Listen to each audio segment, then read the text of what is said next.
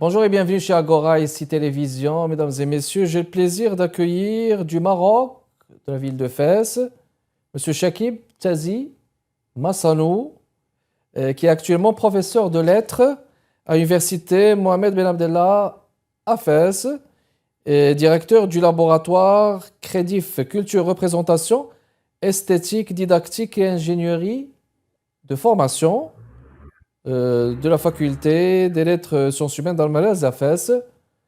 Le recueil Fascination est son premier recueil de poésie publié aux éditions Marsam au Maroc. Monsieur Tiazi Massano, je vous souhaite la bienvenue chez Agora. Merci beaucoup aussi, Kamal, pour l'invitation. Alors, on fait plaisir de vous accueillir. Alors, dans un premier temps, on va parler de votre recueil Fascination. On voit bien qu'il y a un jeu de sens, un jeu de mots. Comme c'est écrit aussi, les trois lettres en majuscule, le FAS, puis le reste en minuscule. Mais là, j'ose présumer qu'il y a aussi une allusion à cette magnifique métropole spirituelle qu'est la ville de Fès, Fascination. Alors, est-ce qu'il y a justement un jeu de sens particulier entre fascination et Fès, par exemple, Monsieur Tiazi Massanou? Euh, Merci beaucoup, si Kamal, pour cette invitation. Merci pour Agora, cette émission qui a pu établir un pont entre l'Afrique francophone et l'Amérique du Nord. Bien évidemment qu'il y a un lien, je dirais, enfin, un lien que je qualifierais d'organique entre Fès, ma demeure, mon oikos, là où je suis né, et puis la fascination, Mhm. l'étonnement, parce que c'est un haut lieu d'étonnement, au sens Oui. philosophique du terme, ontologique aussi. Fès, c'est une voie chargée d'histoire, c'est une œuvre d'art, c'est un poème. Pour Mhm. moi, Fès, pour moi, tout ça est à la fois. Donc, ce recueil, je l'étends une célébration de cette cité.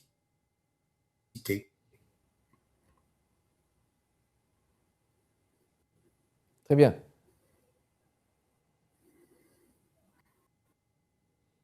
Très bien. Alors, est-ce que vous m'entendez, Monsieur Massano? Très bien. Bon, alors il y a quatre chapitres dans ce recueil-là. On va continuer. Quatre chapitres, quatre titres, je veux dire. Fesses, sensualité, présence et prose poétique. Donc il y a de la poésie et de la prose poétique aussi.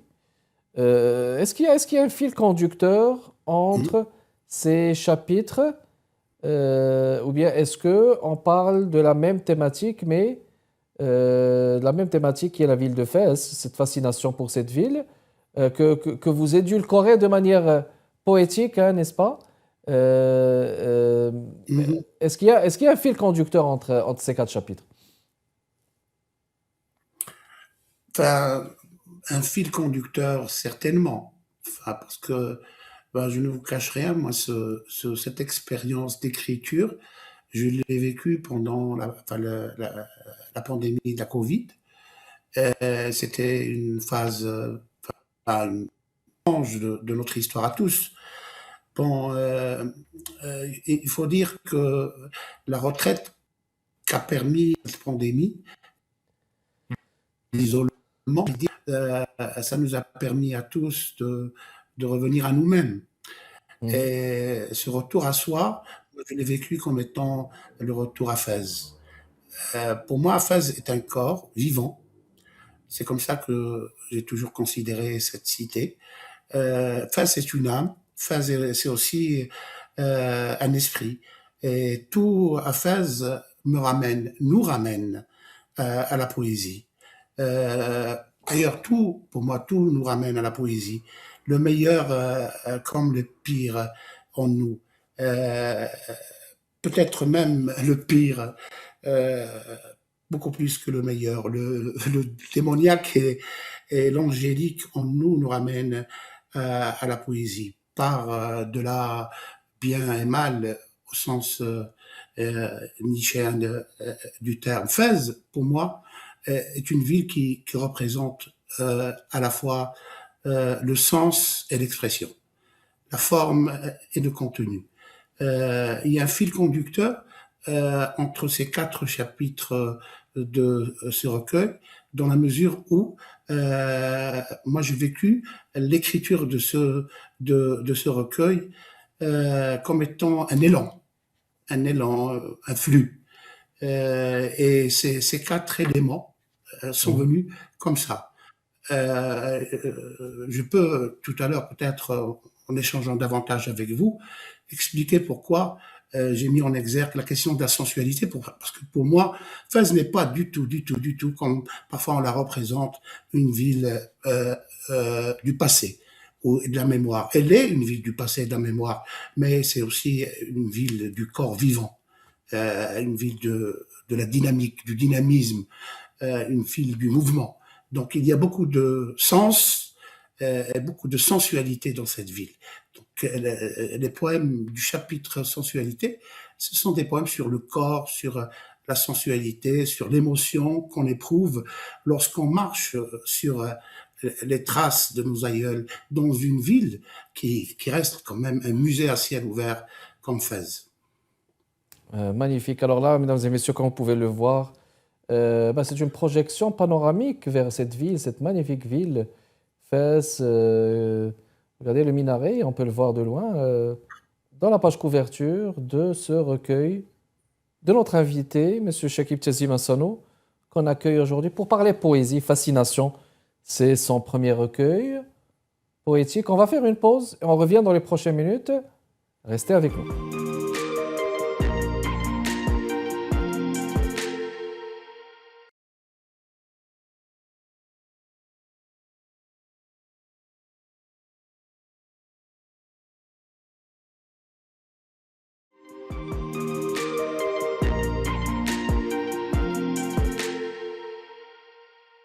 De retour avec vous, mesdames et messieurs, pour parler aujourd'hui poésie avec notre invité chez Agora, M. Chakib Tiazim Hassano, auteur du recueil Fascination, un titre très original, comme vous pouvez le remarquer. Face, on a les 3 premières lettres en majuscules, puis Fascination parlait justement de ce jeu de sens particulier entre fascination et fesse.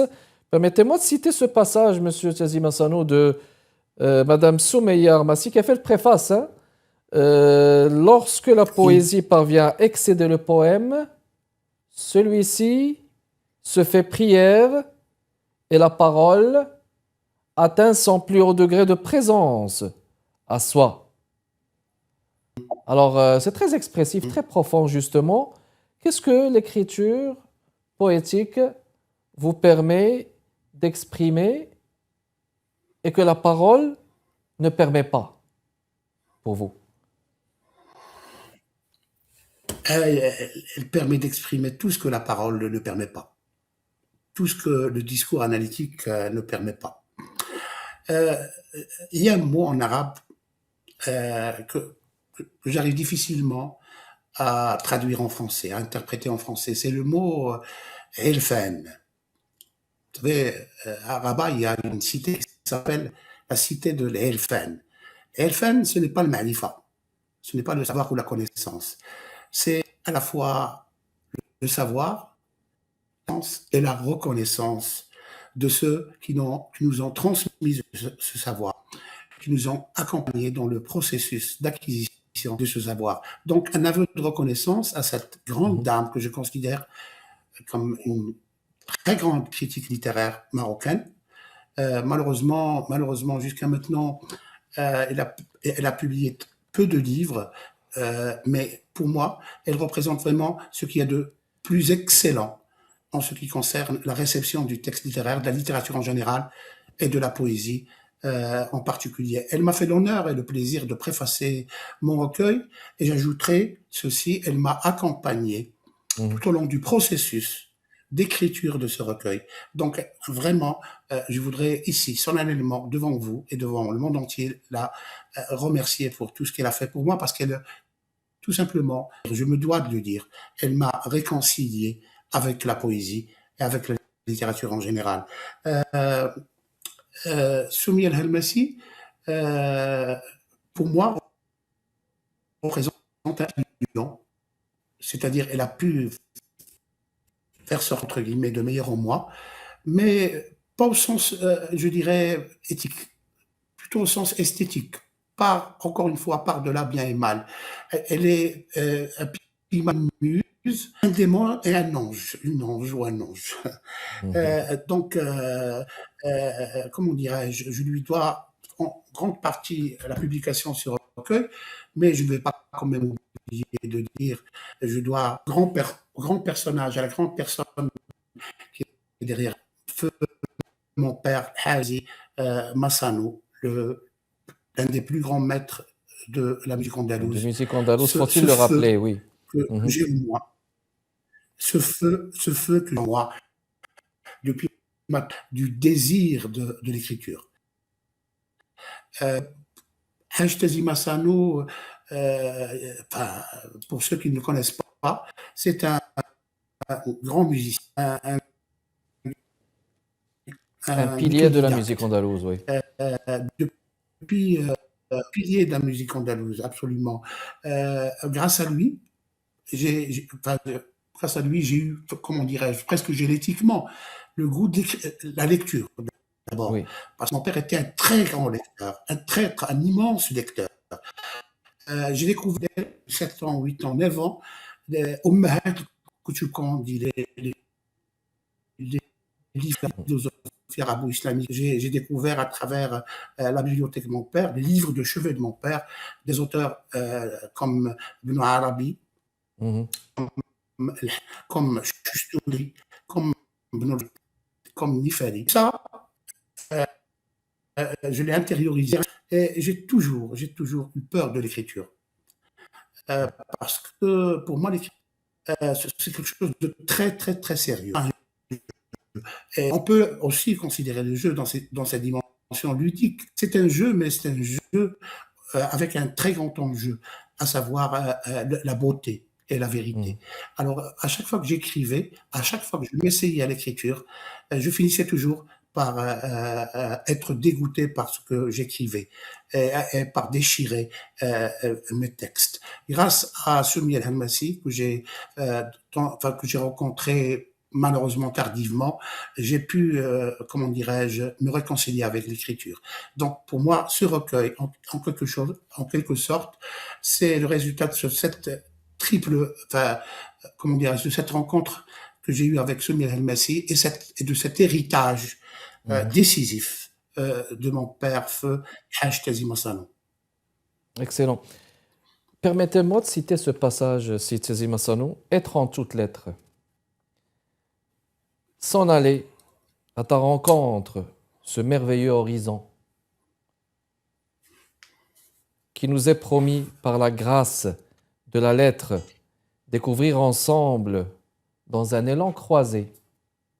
Lettre que nous fûmes avant la lettre, paraître de lettre, nous fûmes par la lettre, apparaître de la lettre, nous sommes après la lettre, transparaître de la lettre, nous serons le temps de la lettre, disparaître de la lettre, nous vivrons dans l'éternité de la lettre. Ce bel et cruel horizon des mots et des choses et des êtres. Comment faut-il comprendre cette symbiose entre l'être et la lettre? Alors il y a un magnifique jeu de mots là, être et la lettre, ça rime bien, mais comment faudrait-il assimiler cette symbiose que vous projetez entre l'être et la lettre, Sitazi Masano? Très très bonne question, Si Kamal. En fait, pour répondre allusivement à cette question, parce qu'il est très très difficile d'être exhaustif et d'apporter tous les éléments de réponse, je passerai par le biais d'une anecdote que je vis souvent. Moi, je travaille en tant qu'enseignant-chercheur à la faculté des lettres et des sciences humaines. Et j'ai beaucoup d'amis juste à côté de cette faculté qui travaillent à la faculté des sciences, avec lesquels j'ai des relations parfois sereines, parfois orageuses, c'est tout à fait normal. Et souvent, j'entends des collègues scientifiques dire que les littéraires, c'est-à-dire les professeurs de lettres, de la poésie, du théâtre, du roman, leur métier, c'est un métier qui consiste à rêver. Ce n'est pas très C'est des concret. rêveurs. Alors moi je fais parfois dans la provocation, juste pour... une surenchère sympathique, qui n'est pas du tout belliqueuse. Je leur dis que c'est vrai, moi je ne suis pas seulement professeur de lettres, L-E-T-R-E, je suis professeur de lettres, De lettres lettres, E-T-R-E. c'est-à-dire dans les facultés des lettres, notre objectif, pour moi, la question de l'être, elle est transversale, pas seulement aux sciences humaines et sociales. La question de l'être se pose également en sciences dites dures, en physique, en biologie, en géologie. Parce qu'après tout, l'être est une grande énigme qui n'est pas encore résolue depuis la nuit des temps. Qu'est-ce que être et qu'est-ce que ne pas être? Or, vous le savez, c'est quand même vous qui êtes poète, et vous vivez cette expérience de l'écriture. Euh, L'être, il est lié organiquement à la question du langage, du Tout à logos. fait. Comment dire l'être sans logos? Mm. Mais le problème qui se pose en ce qui concerne le rapport entre l'être et le logos, c'est que la relation, elle est tendue, elle n'est pas simple. L'être peut exprimer le langage. En même temps, enfin, pardon, le langage peut exprimer, pardon, mais parfois il altère l'être, il le diminue ou il l'augmente. Euh, donc il n'y a pas de, comment dirais-je, dans cette relation entre l'être et le logos, il n'y a pas une adéquation totale. Parfois l'être, souvent l'être, c'est-à-dire ce que nous vivons comme état d'âme, comme sentiment, comme penchant, comme désir, euh, surpasse, transcende tous les moyens possibles et imaginables d'expression de cette lettre par toutes les formes d'expression sémiotique. Très bien. Alors, la poésie, Dieu merci, existe. Ben voilà. Et depuis Très toujours, bien, la on va poésie. faire une pause et on revient continuer notre discussion hautement poétique, comme vous pouvez le constater, mesdames et messieurs, avec notre invité d'aujourd'hui, M. Chakib Tiazi Massanou. On vous revient.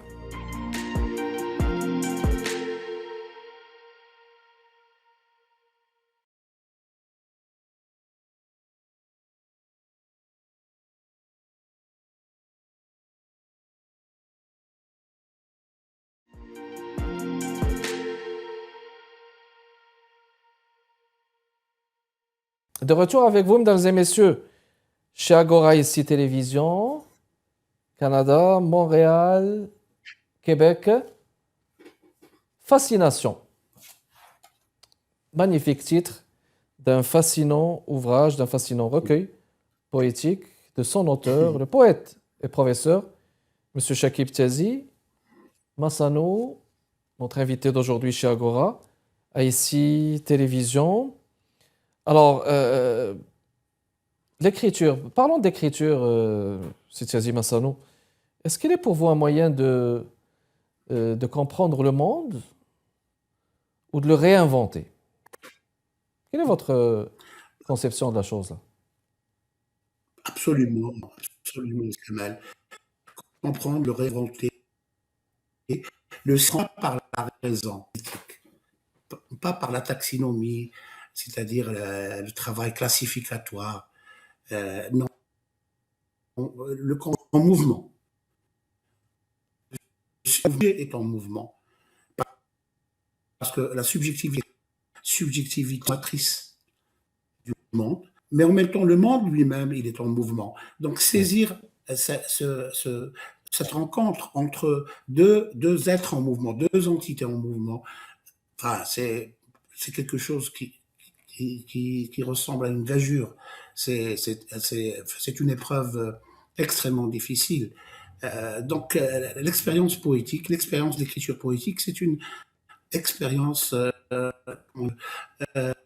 qui compte, bouleversante, parce que c'est l'expérience de l'être par excellence. J'ajouterais, c'est quand même une chose essentielle pour moi, la poésie, ce n'est pas simplement une question de langue, ce n'est pas un mot, c'est surtout, comme l'a magistralement exprimé Verlaine, de la musique avant toute chose. Vers de Paul Verlaine. Moi, la vie, elle s'est révélée à moi à travers les chants liturgiques, à Mhm. travers la musique andalouse, à travers le melhoun. Donc, le lien entre poésie et musique est un lien très très fort. Donc, quand j'écris, moi j'ai le sentiment d'être dans un chant. Et le chant, ça donne l'enchantement. Et l'enchantement, c'est la fascination. Euh, le monde se révèle à nous quand on est dans la fascination. Quand on est au contraire dans le cas contraire, c'est-à-dire quand on est dans l'impassibilité et dans euh, le monde, on dit, existe notre appréhension. Il y a un très grand poète marocain qui a malheureusement Mhm. publié un seul poème, mais un magnifique, un seul recueil, pardon, Diwan al-Forosia, le recueil de la chevalerie, c'est Ahmed al-Mjati. Mhm. Ahmed al-Mjati reprend un très beau vers de Nefali, عندما تتسع الرؤية تضيق العبارة. Plus la vision s'élargit, l'expression ou le champ de l'expression se rétrécit. Alors, le poète s'est approprié ce vers de Nefali, le mystique, pour dire تسعفني الكأس ولا تسعفني العبارة. Se déployer poétiquement au monde, être poétiquement, habiter le monde poétiquement, c'est une épreuve extrêmement bouleversante. Donc, c'est une quête permanente. La poésie est une quête. Donc, on écrit et on ne sait Très bien. vraiment si on est dans la poésie, de la poésie. Mais, pour ainsi dire. Très bien. Alors c'était tout le temps qu'on avait, si Shakib Tiazi Massalon, notre invité d'aujourd'hui. On va retenir ce titre, Fascination, mesdames et messieurs, de son auteur, le poète Shakib Tiazi Massalon, notre invité d'aujourd'hui. Merci beaucoup d'avoir répondu à notre invité. Monsieur Tiazi Massalon, merci beaucoup de votre continuel intérêt, mesdames et messieurs. Kamal Benkiran avec vous, toujours chez Agora ici Télévision. Prochain rendez-vous jeudi à 15h30. Au revoir.